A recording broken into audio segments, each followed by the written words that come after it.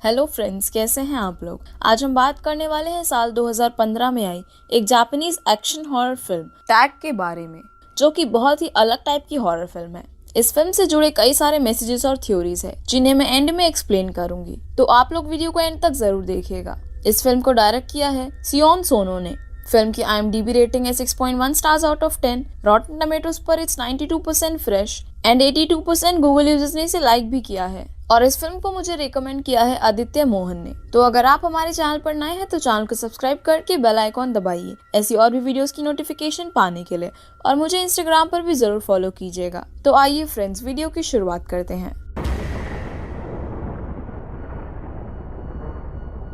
कहानी की शुरुआत होती है जहां हम हाई स्कूल गर्ल्स के दो ग्रुप को क्लास ट्रिप पर जाते हुए देखते हैं, और सभी बच्चे बहुत ही ज्यादा खुश होते हैं। लेकिन उन्हीं में से एक लड़की, जिसका नाम मित्सुको था, वो एकदम शांत बैठी थी और अपनी पोएम्स लिख रही थी। और क्योंकि वो सबसे अलग थी, इसीलिए कुछ लड़कियां उसे टॉन्ट मारने लगती है और कहती है कि वो हमेशा पोएम्स ही लिखती रहती है। तभी मित्सुको का पेन नीचे गिर जाता है और वो उसे उठाने के लिए नीचे बैठती है, और ठीक उसी समय कुछ ऐसा अनएक्सपेक्टेड होता है जो हमने सोचा भी नहीं था। उनके सामने वाली बस के बीच से टुकड़े हो जाते हैं, और इससे पहले कि वो लोग कुछ समझ पाते, बहुत तेज हवा चलती है और उनकी बस के साथ भी कुछ ऐसा ही होता है। पूरी बस बीच से कट जाती है और सभी लोग मारे जाते हैं।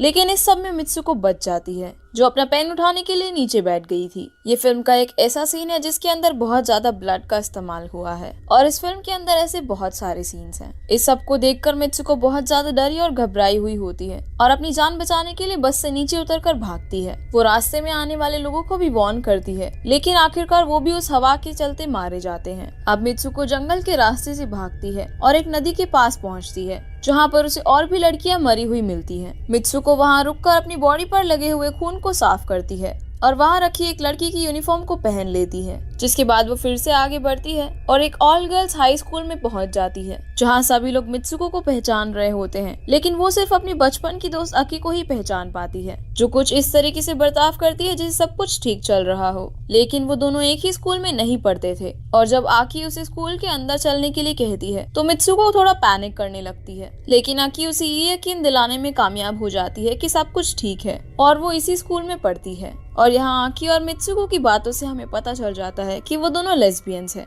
और वो दोनों एक दूसरे को पसंद करती हैं। और आकी को इस बात को एक्सेप्ट करने में कोई भी शर्म नहीं थी कि वो और मित्सुको एक दूसरे से प्यार करते हैं। तभी एक हवा का झोंका आता है और मित्सुको एकदम डर जाती है, लेकिन इस बार वो हवा पहले की तरह डेडली नहीं थी और उससे कोई भी नहीं मरता। पर मित्सुको अभी भी बहुत घबराई हुई होती है, जिस पर आकी को लगता है कि मित्सुको को अमनीजिया का कोई अटैक आया है, और वो कहती है कि वो हमेशा से इसी स्कूल में पढ़ती है। तभी मित्सुको को लगता है कि जो भी उसके साथ आज हुआ था वो शायद एक बुरा सपना था, और वो उस पूरे इंसिडेंट के बारे में आकी को बताती है। मित्सुको को यकीन दिलाने के लिए आकी खिड़की के पास जाकर खड़ी हो जाती है, और तभी मित्सुको को एहसास होता है कि सब कुछ नॉर्मल है और उसके साथ जो कुछ भी सुबह हुआ था वो शायद एक बहुत ही बुरा सपना था। जिसके बाद आकी उसे उनकी दो दोस्त ताइको और सूर से मिलवाती है, और वो सभी लोग साथ में क्लास बंक करने का प्लान करते हैं और भागते हुए स्कूल के पास वाली लेक के पास जाते हैं, जहाँ आकी मित्सुको के सपने के बारे में ताइको और सूर को भी बताती है। सूर कहती है कि ये सब सच भी हो सकता है, मित्सुको शायद उस समय किसी और यूनिवर्स में होगी, उसने इस सब के बारे में पढ़ा है और इसके हिसाब से मल्टीपल यूनिवर्स होते हैं। एग्जाम्पल के लिए सूर इमेजिन करती है कि पानी में से एक एलिगेटर निकलकर ताइको की प्राइवेट पार्ट पर हमला कर देता है, लेकिन रियलिटी में ताइको को एलिगेटर ने नहीं खाया होता। और तभी जंगल के बीच अचानक से एक बेडशीट और पिलो आ जाते हैं और वो लोग उस पिलो को उठाकर खेलने लगते हैं।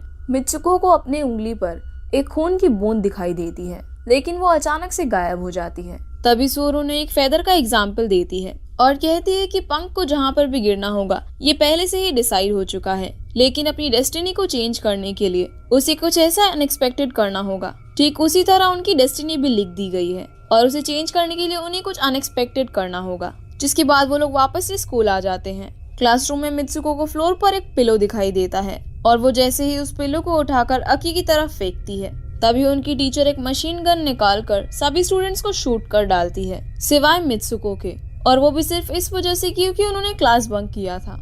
ताइको और सूर मित्सुको को लेकर वहाँ से भागने लगते हैं, लेकिन दूसरी टीचर उन्हें भी मार डालती है। सूर मरते हुए मित्सुको को हार न मानने के लिए कहती है। अब मित्सुको स्कूल से निकलकर भागने लगती है, जहाँ बाकी लड़कियां भी उसके साथ मिल जाती है, और टीचर्स बिल्डिंग से बच्चों को शूट कर रहे होते हैं। उनमें से एक लड़की मित्सुको को याद करने के लिए कहती है कि आखिर ये सब क्यों हो रहा है।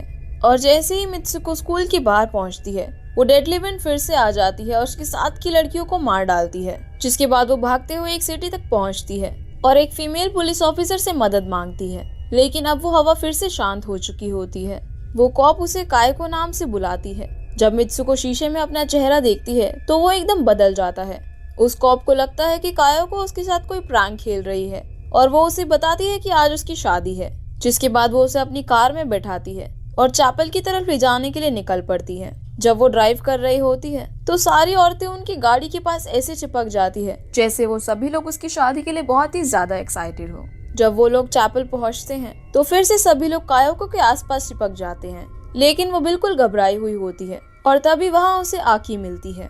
आकी बाकी सभी लड़कियों को वहाँ से भेज देती है और कायको उससे पूछती है कि वो मित्सुको है या फिर कायको। आकी उसे कहती है कि वही कायको भी है और वही मित्सुको है। असल में वो दोनों एक दूसरी दुनिया में हैं और वो इस समय उसे ज्यादा कुछ नहीं बता सकती क्योंकि एक बहुत लंबी कहानी है और वो लोग उन्हें देख रहे हैं। जिसके बाद वो उसे शादी के लिए तैयार करती है और जैसे ही सभी लड़कियां वापस आती हैं, आकी उन सभी को ऐसे मारती है जैसे वो सभी के सभी पपेट्स हों। जिसके बाद वो काइको को एक टूटी हुई बोतल देती है और वेडिंग चेम्बर में जाने के लिए कहती है। मित्सुको जैसे ही आइजल में पहुंचती है, सभी लड़कियां उसे चेयर करने लगती हैं, लेकिन अचानक ही वो लोग बहुत ही ज्यादा अग्रेसिव बिहेव करने लगते हैं और अपने कपड़े उतारने लगते हैं। जैसे ही मित्सुको ऑल्टर पर पहुंचती है, वहाँ एक कॉफिन में से एक जायंट पिग निकलता है जिसका सर पिग के जैसा होता है लेकिन उसकी बॉडी इंसान की तरह होती है। सभी लोग उसे वेडिंग रिचुअल पूरा करने के लिए उस पिग को किस करने के लिए कहते हैं, लेकिन अब कायको और कंट्रोल नहीं कर सकती थी और वो उस कांच की बोतल से सबसे पहले तो उस ग्रूम को मार डालती है और उसके बाद एक एक करके उन लड़कियों को भी मारने लगती है। तभी वहाँ पर आकी आ जाती है, लेकिन इससे पहले कि वो लोग वहाँ से भाग पाते, उनके सामने वही स्कूल वाले टीचर्स आ जाते हैं और वो दोनों उन्हें जख्मी कर वहाँ से भाग जाते हैं। लेकिन आकी को अभी भी ऐसा लग रहा होता है जैसे कोई उनका पीछा कर रहा है, तो वो कायको को आगे जाने के लिए कहती है। जब कायको भाग रही होती है तभी एक लड़की उसे पहचान लेती है और उसे इजुमी कहकर बुलाती है और जैसे ही वो अपने आप को शीशे में देखती है, एक बार फिर से उसका चेहरा और आउटफिट बदल जाते हैं। इस बार मित्सुको इजुमी होती है जो एक मैराथन में भाग रही होती है, जहाँ वो और भी लड़कियों से मिलती है जो उसे जानती हैं और वो उसे याद दिलाती है कि वो बचपन से ही उनके साथ भागती थी और हमेशा उन्हें हरा दिया करती थी। वहाँ पर मौजूद पूरा फीमेल क्राउड उसे चेयर अप कर रहा होता है और ये मैराथन जीतने के लिए कहता है। अब इजुमी मैराथन में भाग रही होती है, लेकिन तभी पीछे से वो दो टीचर्स आ जाते हैं और साथ ही साथ वो पिग फेस ग्रूम भी वहाँ पर आ जाता है। जैसे ही वो लोग इजुमी के पास पहुँचने वाले होते हैं, तभी उसे आकी दिखाई देती है जो उसे वहाँ से बचने का रास्ता बताती है। अब इजुमी भागते हुए गुफा तक पहुँच जाती है, जहाँ पर उसे कुछ क्रीपी स्कूल गर्ल्स मिलती हैं। उनमें से एक लड़की इजुमी की तरफ बढ़ती है और उसे कहती है कि जब तक वो जिंदा है वो लोग बार बार मरती रहेंगी और वो उसे कुछ याद करने के लिए भी कहती है। लेकिन इससे पहले कि वो इजुमी को मार पाती, तभी आकी फिर से वहाँ पर आकर उसे बचा लेती है और उसे बार बार खुद को मित्सुको पुकारने के लिए कहती है। हम देखते हैं कि ऐसा करने से मित्सुको अपने पुराने रूप में वापस आ चुकी है, जैसा हमने उसे फिल्म की शुरुआत में देखा था। जिसके बाद वो अपने हाथ में लगे हुए वायर्स को मित्सुको को खींचने के लिए कहती है।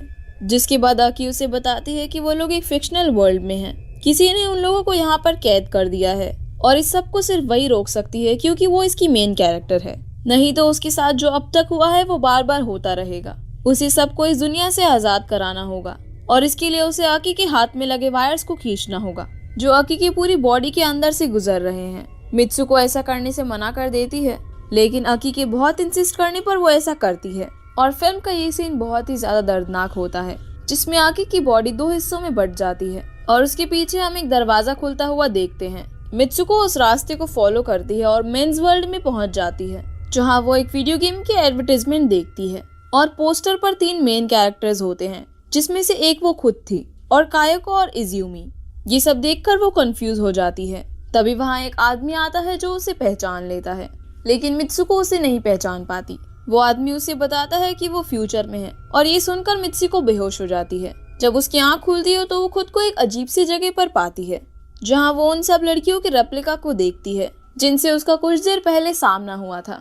और उसके बाद उसे एक ओल्ड मैन दिखाई देता है जो एक वीडियो गेम खेल रहा होता है और जब वो स्क्रीन पर देखती है तो वही सब सीन्स चल रहे होते हैं जो अभी अभी कुछ देर पहले हमने देखे थे।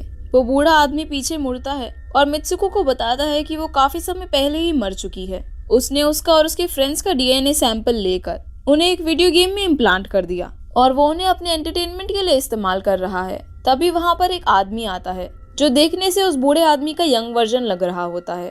वो अपनी पैंट उतारकर बिस्तर पर लेट जाता है और मित्सुको को भी उसके पास आकर लेटने के लिए कहता है।